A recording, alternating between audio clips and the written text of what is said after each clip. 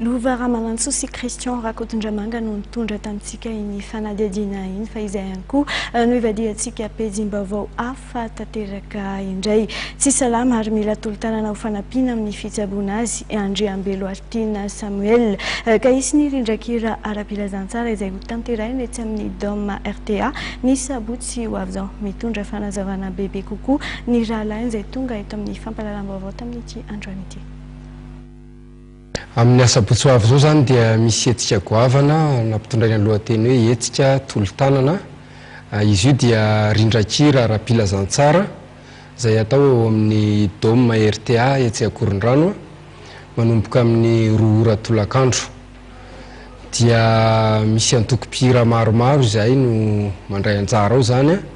Ao zany ny antoko-pihira Hosanam-Bojatovo Fitiavana, dia ao ny antoko-pihira KT na Kristianina Tanora avy eo amin'ny Loterana Ambatovinaky, dia ao koa ny Singers of Jesus ary ny Tarika ny Pitory zany miaraka ao. Zany hoe antoko-pihira efatra zany no ifandrimbona amin'io rindrakira ara-pilazantsara tolo-tanana io. Nahatonga azy tolo-tanana tokoa dia misy fianakaviana tsy salama rahalahy anankiray izay tratran'ny aretina sarotra dia sarotra tokoa ny fitsaboana ary mila vola maro dia maro no entina hitsaboana izany aretina izany.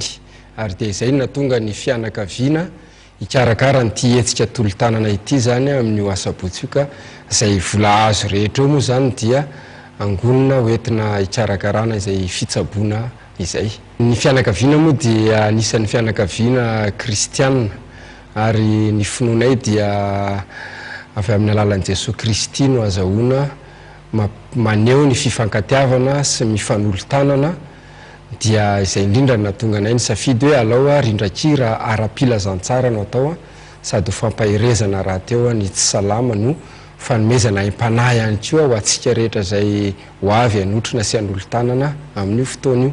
Dia tiako zany manentana hoe ny fianakaviana Ra Samuelson dia manasa antsika rehetra zany mba hifanolo-tanana fa misy rahalahy iray izay tratry ny aretina sarotra izay tsy maintsy hositranina lafilafo nefa ny fitsaboana rehetra.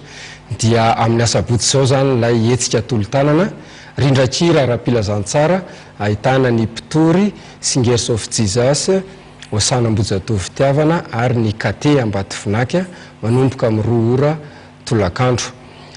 Misy ny karatra amidy eny an-toerana amin'ny fotoana io, misy ihany koa azo alaina amin'ny fianakaviana sy ny toerana rehetra ao amin'ny Ray Botika eo Antanimena akaikin'ny CCSK eo zany misy ihany koa fivarotana ny karatra.